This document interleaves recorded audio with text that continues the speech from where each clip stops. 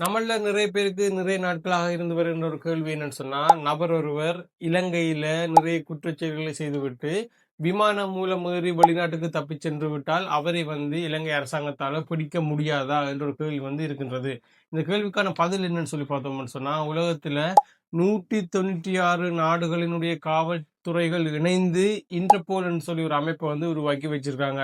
இந்த அமைப்பு மூலம் இந்த குற்றவாளிகள் இனங்காணப்படுகிறார்கள், அவர்கள் பிடிக்கப்படுகிறார்கள். அவர்கள் என்னென்று இனங்காணப்படுகிறார்கள், அவர்கள் என்னென்று பிடிக்கப்படுகிறார்கள் என்பது தொடர்பான முழு விஷயங்களையும் இன்றைக்கு இந்த வீடியோ நாங்க பார்க்க போறோம். நீங்க நம்ம சேனலை சப்ஸ்கிரைப் பண்ணலன்னு சொன்னா ஒருக்கா சப்ஸ்கிரைப் பண்ணிட்டு வீடியோவை தொடர்ந்து பாருங்க. ரைட்.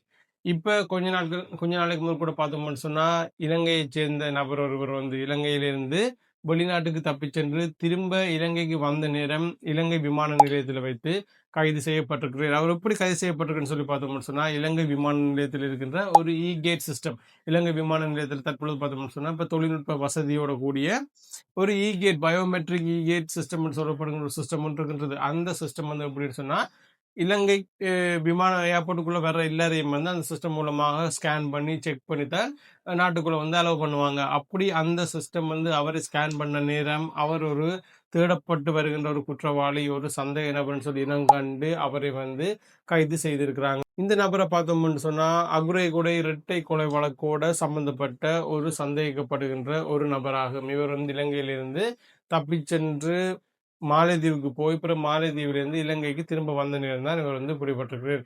இவர் ஒரு சட்டத்தரணியாகும். அது மட்டுமில்லை, இவர் ஏற்கனவே T56 ரக துப்பாக்கி வழக்கு மற்றும் போதைப் பொருளோடு தொடர்பட்ட ஒரு வழக்குல ஏற்கனவே இவர் கைது செய்யப்பட்ட ஒரு நபராகும். சரி, இப்ப இந்த நபரை போல இன்னும் நிறைய பேர் இலங்கையில் நிறைய குற்றச்செயல்கள் செய்துவிட்டு வெளிநாட்டுக்கு தப்பிச் சென்றிருக்கிறாங்க. அவர்கள் சமீப காலமா பார்த்தோம்னு சொன்னா இனங்காணப்படுகிறார்கள். அவர்களை கைது செய்து நாட்டுக்கு திரும்ப கொண்டு வரார்கள். அவர்கள் என்னென்று இனங்காணப்படுகிறார்கள். இலங்கையிலிருந்து தப்பிச் சென்ற ஒருவர் எந்த நாட்டுக்கு போயிருக்கிறார், எந்த நாட்டில் எங்க இருக்கிறார், என்ன மாதிரியான விஷயங்களை செய்து கொண்டிருக்கிறார் என்பது தொடர்பான விஷயங்கள் எல்லாம் இந்த இலங்கை அரசாங்கத்துக்கு எப்படி கிடைக்குது, இந்த 196 நாடுகளை சேர்ந்த காவல்துறையினுடைய சிஸ்டம் என்னென்று வேலை செய்யுதுன்னு சொல்லி பார்த்தோம்னு சொன்னா, ஒருவர் ஒரு குற்றச்செயலை செய்துவிட்டு இங்கிருந்து தப்பிச்சு போற போலியான ஆவணங்களை வைத்து பாஸ்போர்ட்டை ரெடி பண்ணி இலங்கையிலேருந்து தப்பிச்சு போயிட்டு வைப்பமேன். அவர் இலங்கையில செய்த குற்றங்கள் தொடர்பான சிசிடிவி காட்சிகள், அவருடைய தொலைபேசி பதிவுகள், வங்கி கணக்கு பரிவர்த்தனைகள், அவருடைய வாகன ஜிபிஎஸ், மொபைல் டவர் தகவல்கள், இது எல்லாமே முதற்கட்டமாக சேகரிக்கப்படும். இந்த சேகரிக்கப்பட்ட தரவுகளின் அடிப்படையில் பார்த்தோம்னு சொன்னா இவர் தொடர்பான ஒரு அடிப்படையான தகவல்கள் அரசாங்கத்துக்கு கிடைக்கப்பெறும்.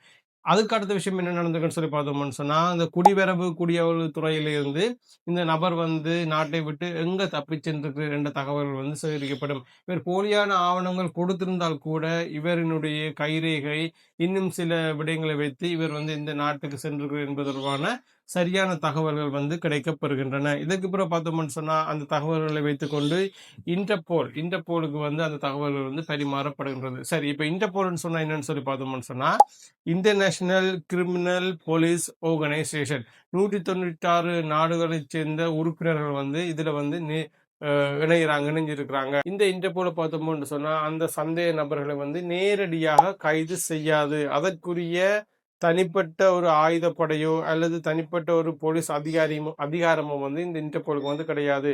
நாடுகளிடையே தகவல்களை பரிமாறும் ஒரு பாதுகாப்பான சர்வதேச அமைப்பாகும். அதாவது பார்த்தோம்னு சொன்னா, இலங்கை போலீசாருக்கு ஒரு குற்றவாளி வெளிநாட்டுல இந்த இடத்துல இருப்பதாக தகவல் கிடைத்தாலோ அல்லது வெளிநாட்டுல ஒரு நாட்டுல இருப்பதாக தகவல் கிடைத்தாலோ அதை பார்த்தோம்னு சொன்னா இன்டர்போலின் உதவியுடன் அந்த நாட்டு காவல்துறைக்கு தொடர்பினை ஏற்படுத்திக் கொள்வார்கள். அந்த தொடர்பினை ஏற்படுத்தி இலங்கையிலிருந்து இந்த நபர் இலங்கையிலிருந்து போலி ஆவணங்கள் மூலம் தப்பி சென்று உங்களுடைய நாட்டுக்கு வந்திருக்கிறீர் என்பது தொடர்பான தகவல்கள் அந்த நாட்டு காவல்துறைக்கு வழங்கப்படும். இதற்கு பிறகு பார்த்தோம்னு சொன்னா ரெட் நோட்டீஸ் பலர் நினைக்கிறது என்னன்னு சொன்னா, இந்த ரெட் நோட்டீஸ் என்பது ஒரு சர்வதேச அரெஸ்ட் வாரண்ட், கைது வாரண்ட்னு சொல்லி நிற்கிறோம். ஆனால் உண்மையிலேயே இந்த ரெட் நோட்டீஸ்ன்றது ஒரு சர்வதேச அரெஸ்ட் வாரண்ட் இல்லை. இது என்னன்னு சொல்லி பார்த்தோம்னு சொன்னா, ஒரு குறிப்பிட்ட நபர் தொடர்பாக இந்த குறிப்பிட்ட நபரை கண்டுபிடித்தால் கைது செய்யவோ அல்லது தற்காலிகமாக தடுத்து வைக்கவோ ஒரு நடவடிக்கையினை எடுக்கவும் சொல்லி ஒரு நபரை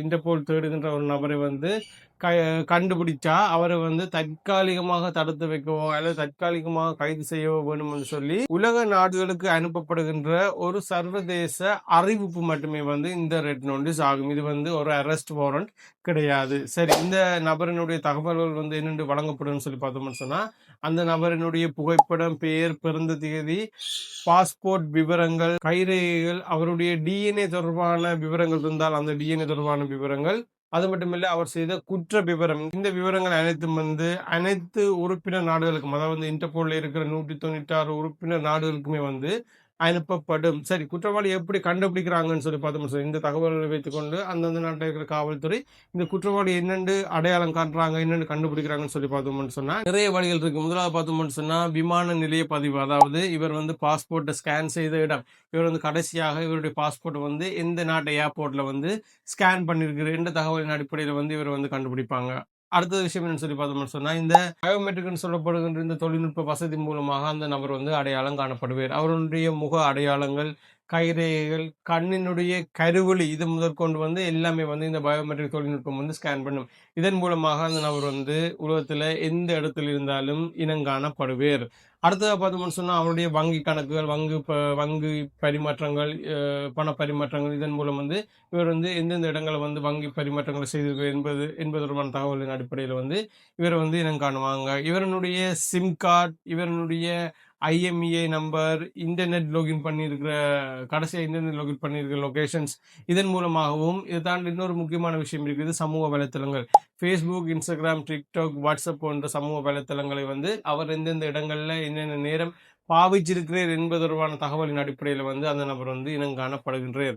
இதைத்தானே பார்த்தோம்னு சொன்னா, உள்ளூர்ல இருக்கிற காவல்துறையின் உதவிகள் மூலமாக வந்து அந்த நபர் வந்து இனங்காணப்படுகிறார். சரி, இந்த கைது நடவடிக்கையானது இனங்கண்ட பிற்பாடு எப்படி நடைபெறுகிறதுன்னு சொல்லி பார்த்தோம்னு சொன்னா, அந்தந்த நாட்டின் சட்டப்படி, அதாவது அந்த நபர் வந்து எந்த நாட்டில் இனங்காணப்படுகிறாரோ அந்த இன்டர்போலுக்கு 196 உறுப்பினர் நாடுகளுக்கு வழங்கப்பட்ட தகவல்களின் அடிப்படையில் அந்த நபர் வந்து ஒரு நாட்டில் இனங்கண்டிருக்காங்கன்னு சொன்னா, அந்த நாட்டினுடைய சட்டப்படியை வந்து அந்த காவல்துறை, அந்த நாட்டினுடைய காவல்துறையை வந்து அவரை வந்து கைது செய்வாங்க. அதாவது தற்காலிகமாக தடுத்து நிறுத்துவாங்க அல்லது தற்காலிகமாக கைது செய்வாங்க. அதற்கு பிறகுதான் பார்த்தோம்னு சொன்னா, இலங்கையினுடைய சிஐடி அதிகாரிகள் வந்து அங்கு செல்வார்கள். அங்கு சென்றும் அவர்கள் நேரடியாக அந்த நபரை வந்து கைது செய்ய முடியாது. அந்த நாட்டினுடைய அந்த உள்ளூர் அதிகாரிகளுடன் இணைந்தே வந்து அவர்கள் பணியாற்ற முடியும், அந்த நாட்டினுடைய சட்டத்திட்டங்களுக்கு உட்பட்டு. சரி, இதற்கு பிறகுதான் முக்கியமான விஷயம் இருக்கு. அப்படி கைது செய்யப்பட்ட நபர் வந்து உடனடியாக நாட்டுக்கு அனுப்பப்படுவாரான்னு சொல்லி பார்த்தோம்னு சொன்னா, இல்ல. அந்தந்த நாட்டினுடைய நீதிமன்றத்தினுடைய தீர்ப்புகளின் அடிப்படையிலேயே வந்து அந்த நபரானது அந்தந்த நாடுகளுக்கு, உதாரணத்துக்கு இலங்கை பிரஜையாக இருந்தால் இலங்கை சிஐடியினர் அந்த நாட்டு உள்ளூர் காவல்துறையோடு இணைந்து அந்த நபரை வந்து கைது செய்து அதற்கு பிற்பாடு பார்த்தோம்னு சொன்னா, அந்த நாட்டினுடைய நீதிமன்ற அனுமதியினை பெற்ற பிற்பாடே வந்து அவரை வந்து நாட்டுக்கு கொண்டு வருவாங்க. இது வந்து பார்த்தோம்னு சொன்னா ஒரு சர்வதேச காவல்துறை ஒத்துழைப்போட நடைபெறுகின்ற ஒரு விஷயமாகும். எங்களினுடைய, அதாவது இலங்கையில குற்றச்செயலை செய்துவிட்டு இலங்கையிலிருந்து தப்பிச் செல்ற நபரினுடைய கைரேகை, கண், கருவழி உட்பட நிறைய விஷயங்களை, நிறைய தகவல்களின் அடிப்படையில வந்து 196 நாடுகளில் உள்ள காவல்துறைக்கு வந்து அந்த தகவல்கள் வந்து அனுப்பப்படும். அதன் மூலமாக அந்த நபரை வந்து இனங்கண்டு அதன் பிற்பாடுதான் அவரை வந்து கைது செய்து அந்த நாட்டினுடைய நீதிமன்ற உத்தரவின் பேர்ல வந்து அந்தந்த நாடுகளுக்கு திரும்ப கொண்டு வரப்படுவார்கள். அப்படித்தான் இலங்கையில பார்த்தோம்னு சொன்னா, இப்ப சமீப காலமாக நிறைய பேர் வந்து வெளிநாடுகளில் வந்து கைது செய்யப்படுகிறார்கள். இவர்கள் எல்லாமே வந்து இந்த அடிப்படையிலேயே வந்து கைது செய்யப்படுகிறார்கள். இந்த தொழில்நுட்ப வசதியின் மூலமாக வந்து இனங்காணப்படுகிறார்கள். இவர்களை அந்தந்த நாட்டினுடைய நீதிமன்ற அனுமதிகளை பெற்ற பிற்பாடு வந்து இவர்கள் வந்து நாட்டுக்கு திரும்ப கொண்டு வரப்படுகிறார்கள். இந்த விடயம் தொடர்பாகவும் இலங்கை கட்டுநாயக விமான நிலையத்தில் இருக்கின்ற இந்த தொழில்நுட்ப வசதி தொடர்பாகவும் உங்களுடைய கருத்துக்களை வந்து கமெண்ட் செக்ஷனில் பதிவு செய்யுங்க. நீங்க நம்ம சேனலை சப்ஸ்கிரைப் பண்ணலன்னு சொன்னா ஒருக்கா சப்ஸ்கிரைப் பண்ணுங்க. இன்னொரு வீடியோவில் உங்களை சந்திக்கிறேன். நன்றி.